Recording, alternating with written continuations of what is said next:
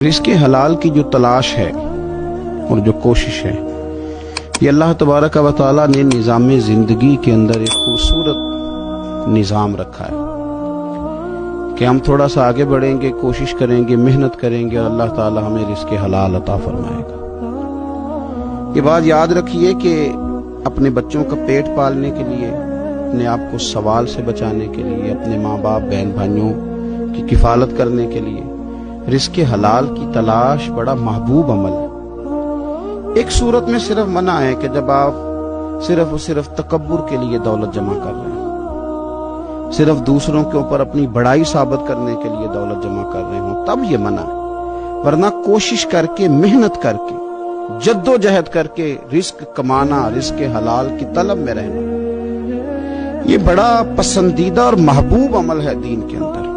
ہمارے ہاں یہ ہوا ہے کہ کچھ عرصے سے ہم دیکھتے ہیں کہ محنت سے جی چرانے والے لوگوں کی تعداد بڑھتی جا رہی ہے۔ یہاں تو لوگ کسی کے طفیلی بن کے جینا چاہتے ہیں، کسی کے دستے نگر ہو کے جینا چاہتے ہیں، معاذ اللہ۔ یہاں یہ رویہ ہو گیا ہے کہ محنت کرنی ہے لیکن کوئی شارٹ سا راستہ ملے اور جلدی سے ساری دولت جمع ہو جائے اور ہم فٹافٹ امیر ہو جائیں۔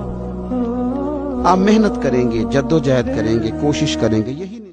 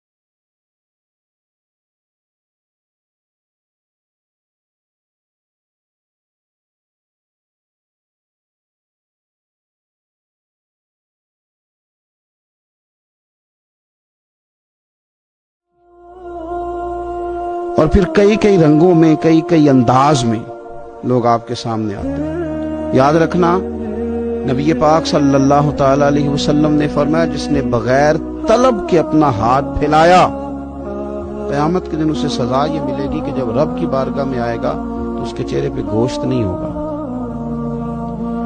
بغیر طلب کے اور مسلمان ہو کے رب پہ بھروسہ کرنے والا، رسول پاک صلی اللہ علیہ وسلم کو ماننے والا، اور وہ سست ہو اور وہ کاہلی کی زندگی گزارے، آپ آگے بڑھیں، آپ کوشش کریں کہ مجھے کچھ حاصل کرنا ہے۔ آپ بجائے اس کے کہ سہارا تلاش کریں، آپ سہارا بننے کی کوشش کریں۔ اور نوجوان نسل اپنے ذہن کے اندر یہ بات بٹھائے کہ اللہ تعالیٰ نے جوانی دی ہے، طاقت دی ہے، آپ تو کئیوں کا بوجھ اپنے کندھوں پہ رکھ کے سفر کریں۔ آپ بہت سارے لوگوں کے لیے سہارے کا باعث بنیں۔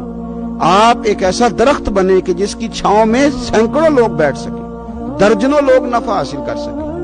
آپ خوبصورت زندگی بنائیں، اپنے آپ کو آگے لے کر کے جانے کی کوشش کریں۔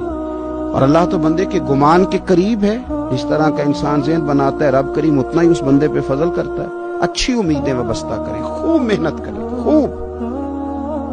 مطلب یہ کہ سست پڑنا، اٹھتا ہوں، چلتا ہوں، دیکھتا ہوں، کرتا ہوں، کوئی ہو ہی جائے گا، کوئی پہنچ ہی جائے گا، یہ کمزور لوگوں کی علامت ہے۔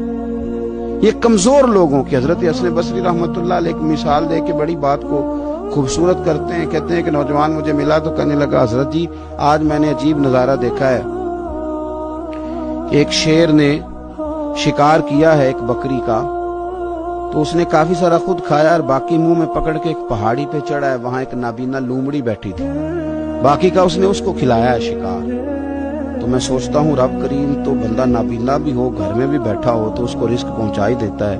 تو خواجہ حسن بصری رحمۃ اللہ علیہ مسکرا پڑے، کہنے لگے میاں تم نے لومڑی بننے کا پروگرام بنایا، شیر بننے کا کیوں نہیں بنایا؟ تم نے یہ ذہن بنایا کہ گھر میں نابینا بن کے بھی کوئی بیٹھ جائے تو روٹی پہنچ جاتی ہے، تو یہ ذہن کیوں نہیں بنایا کہ شیر بنتا ہوں، شکار کرتا ہوں، کھاتا بھی ہوں، کھلاتا بھی ہوں۔ جد و جہد کریں، محنت کریں، آگے بڑھیں، ہمت کریں۔ میرے رسول کریم صلی اللہ تعالی علیہ وآلہ وسلم کے صحابی حضرت سیدنا کعب رضی اللہ تعالیٰ عنہ ارشاد فرماتے ہیں کہ ایک شخص نبی پاک صلی اللہ علیہ وسلم کے سامنے سے گزرا تو صحابہ کرام علیہم رضوان نے اس کی چستی دیکھ کر، بڑا چست نوجوان تھا، بڑا تیز چل رہا تھا، اس کی چستی دیکھ کے صحابہ نے کہا کاش اس کی چستی اللہ کے راستے میں ہوتی، یعنی عبادت میں لگا ہوا ہوتا یا جہاد میں لگا ہوا ہوتا، کاش اس کی چستی اللہ کے راستے میں ہوتی۔ تو نبی پاک صلی اللہ تعالی علیہ وسلم نے فرمایا اگر یہ اپنے چھوٹے بچوں کی ضروریات پوری کرنے نکلا ہوا تو پھر بھی یہ اللہ کے راستے میں ہی ہے، اور فرمایا اگر یہ شخص اپنے بوڑھے والدین کی خدمت کے لیے نکلا ہوا ہے پھر بھی اللہ ہی کے راستے میں ہے، یعنی ایک رزق کما کے بچوں کا پیٹ پالتا ہے پھر بھی رب ہی کا راستہ ہے، اور اگر یہ رزق کما کے بوڑھے ماں باپ کی خدمت کرتا ہے تو یہ راستہ بھی اللہ ہی کا راستہ ہے۔ اور نبی پاک صلی اللہ تعالی علیہ وسلم نے فرمایا اگر یہ اپنے آپ کو سوال سے بچانے کے لیے یہ کام کر رہا ہے، یعنی مجھے کسی کے آگے ہاتھ نہ پھیلانا پڑے، تو پھر بھی یہ اللہ ہی کے راستے میں ہے۔ ہاں اگر یہ ریاکاری کے طور پر، فخر کے طور پر یہ کام کر رہا ہے تو پھر یہ شیطان کی راہ میں ہے۔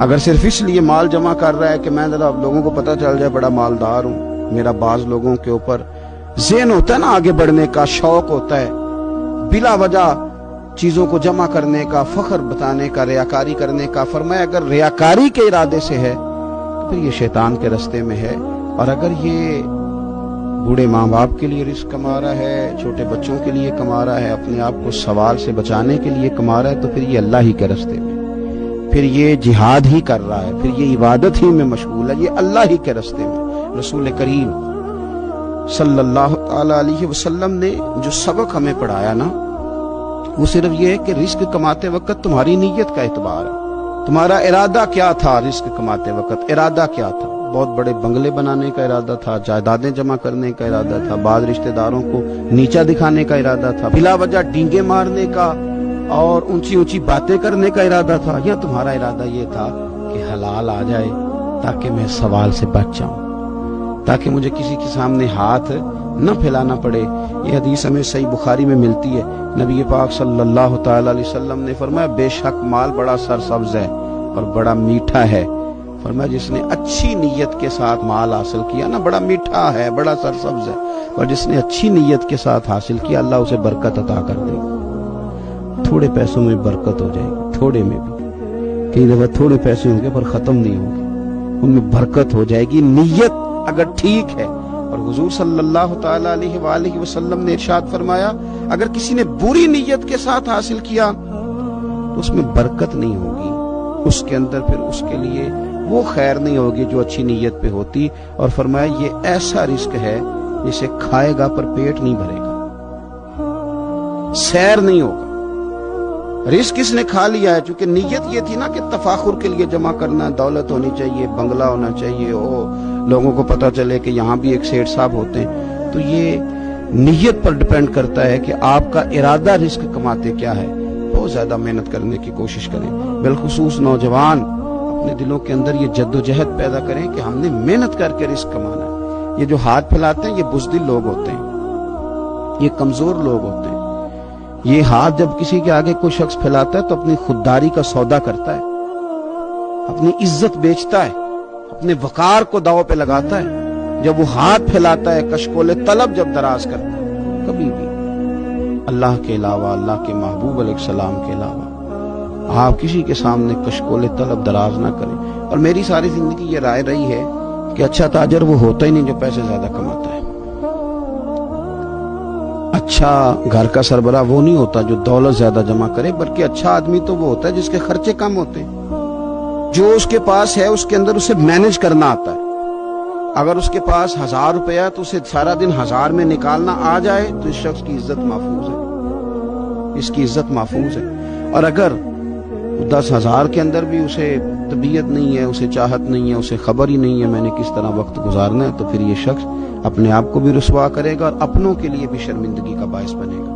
محنت کرے، کوشش کرے، اپنے آپ کو فارغ نہ رکھے۔ فارغ آدمی کو زنگ لگ جاتا ہے، فارغ تو کوئی گھر پڑا رہے تو بعض لوگ کہنے لگتے ہیں کہ یہاں تو جنوں کا قبضہ ہو گیا۔ فارغ ذہنوں پر شیطانوں کا قبضہ ہو جاتا ہے۔ کچھ کریں، محنت کریں، جد و جہد کریں، آگے بڑھیں۔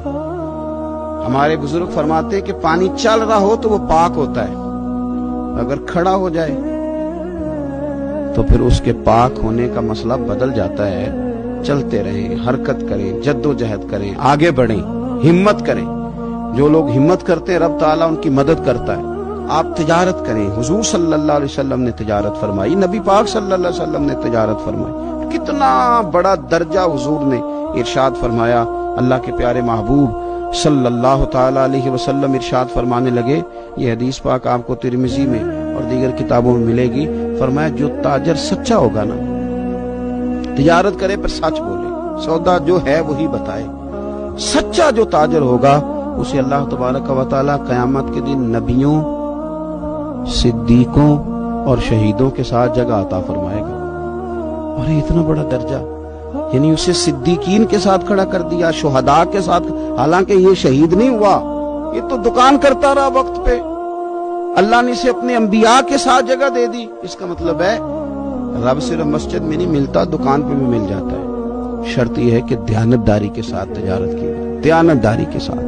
ایک تو یہ کہ یہ کام کریں، پھر یہ کہ بہت سارے صحابہ کھیتی باڑی کرتے تھے، بہت سارے صحابہ، اور حضور صلی اللہ تعالی علیہ وسلم نے فرمایا اگر تم نے کوئی درخت لگایا، پودا لگایا، تو جو بھی جاندار اس سے نفع حاصل کرے گا اللہ تمہیں اس کا اجر عطا کرے گا۔ کوئی بھی آپ کھیتی باڑی کریں، محنت کریں، جد و جہد کریں، پھر اس سے آگے ہاتھ سے مزدوری کرنا ہے، ہاتھ سے مزدوری۔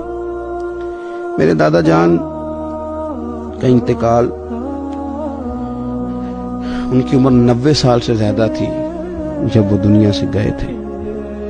تو آخری دن غسل کے بعد جب میں نے ان کے ہاتھ کو کھولا تھا تو تب بھی ان کے ہاتھوں پر محنت کے نشان تھے، ابھی بھی ان کے ہاتھوں پہ چھالے تھے، مجھے پکے پڑ گئے تھے نا، وہ ساری زندگی رہے میرے والد صاحب کے ہاتھوں پہ ہمیشہ۔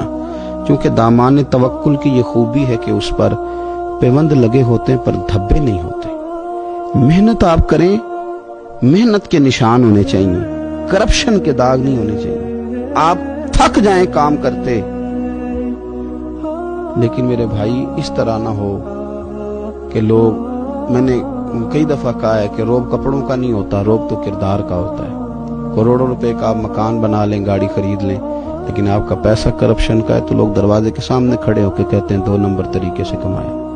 لیکن چھوٹا سا کوئی ملازم ہو کسی دفتر میں، ہو دیانتدار، تو لوگ دروازے کے سامنے، بڑا افسر بھی کھڑا ہو کے کہتا ہے یار یہ بندہ نہ رشوت لیتا ہے نہ ناجائز سفارش سنتا ہے، اس سے ذرا احتیاط سے بات کرنی ہے۔ تو بتلائیے روب کپڑوں کا ہے کہ کردار کا ہے، دولت کا ہے کہ کردار کا ہے؟ کردار کی عظمت ہوتی ہے۔ اس لیے میرے نبی پاک صلی اللہ تعالی علیہ وسلم نے فرمایا کسی بندے نے بھی، یہ بخاری ہے، حضور فرماتے ہیں کسی نے بھی اپنے ہاتھ سے زیادہ بہتر کھانا کوئی نہیں کھایا، اپنے ہاتھ کی کمائی سے زیادہ بہتر کسی بندے نے کھانا نہیں کھایا۔ اور فرمایا اللہ کے نبی حضرت داؤد علیہ السلام اپنے ہاتھوں سے کمائی کر کے کھایا کرتے تھے، اپنے ہاتھوں سے محنت کر کے کھاتے تھے۔ سب سے بہترین کھانا آپ وہ کھاتے ہیں جو آپ اپنے ہاتھوں سے محنت کرتے ہیں، مشقت کرتے ہیں، آپ کوشش کر کے جو کھانا آپ محنت کر کے کماتے ہیں۔ یہ مزدور بڑے شاندار لوگ ہوتے ہیں، یہ کسان بڑے شاندار لوگ ہوتے ہیں۔ میں نے دیکھا ہے رات کی تنہائیوں میں اٹھ اٹھ کے کھیتوں کو پانی لگاتے ہیں۔ میں نے ان کو جانوروں سے پیار کرتے دیکھا ہے، ان کو محبت کرتے دیکھا ہے۔ میں نے دیکھا ہے کہ یہ بہت سارے دنیاوی تکلفات سے نکل جاتے ہیں، ان کو زیادہ فکر نہیں رہتی کہ میرے کپڑوں پہ دھبے ہیں کہ یہاں کس طرح کا ماحول ہے۔ میں نے دیکھا ہے کہ ان کی عیدیں تک اپنے جانوروں کے ساتھ گزرتی ہیں، ان کے ساتھ وقت گزارتے ہیں، پیار کرتے ہیں۔ آپ جب محنت کا ارادہ کرتے ہیں تو اللہ بڑا نوازتا ہے۔ اپنی زندگی محنت والی، جد و جہد والی بنائیں۔ اور یاد رکھیں ہماری سوسائٹی کے اندر اتنے زیادہ غم نہیں ہیں، سب سے زیادہ پریشانی یہ ہے کہ جوان سست ہو گئے۔ علامہ اقبال نے کہا تھا لہو مجھ کو رلاتی ہے جوانوں کی تن آسانی۔ جوان اصل میں کمزور ہو گئے، اس لیے خرابی زیادہ بڑھ گئی۔ اگر جوان تازہ دم ہوں، سستی کو چھوڑیں، آگے بڑھنے کا جذبہ پیدا کریں۔ اٹھ باندھ کمر کیوں ڈرتا ہے، پھر دیکھ خدا کیا کرتا ہے۔ کوشش کریں، ہمت کریں، محنت کے ساتھ رزق کمائیں، اپنوں کا سہارا بنیں، اپنوں سے پیار کریں۔ اتنے زیادہ غریب لوگ نہیں ہیں ہمارے ہاں، صرف یہ ہے کہ جو محنت کر سکتے ہیں انہوں نے محنت چھوڑ دی ہے۔ اگر ہم تھوڑی سی محنت کی عادت بنائیں تو میرا خیال ہے کہ گلی کے اندر برابر گنے جا سکتے ہیں کہ اتنے لوگ وسعت والے ہیں، اتنے غریب ہیں. تو وہ جو وسعت والے ہیں وہ غریبوں کو سہارا دے سکتے ہیں. پھر تو ہمیں کسی امیر آدمی کا، کسی سیٹھ، نواب، سیاستدان کا دروازہ کھٹکھٹانے کی ضرورت ہی نہیں پڑے گی. ہم وہیں سب کو مینج کر سکتے ہیں. شرط یہ ہے کہ ہمیں محنت کی عادت ہو، جد و جہد کا شوق ہو. اللہ تعالیٰ سمجھنے کی توفیق عطا فرمائے.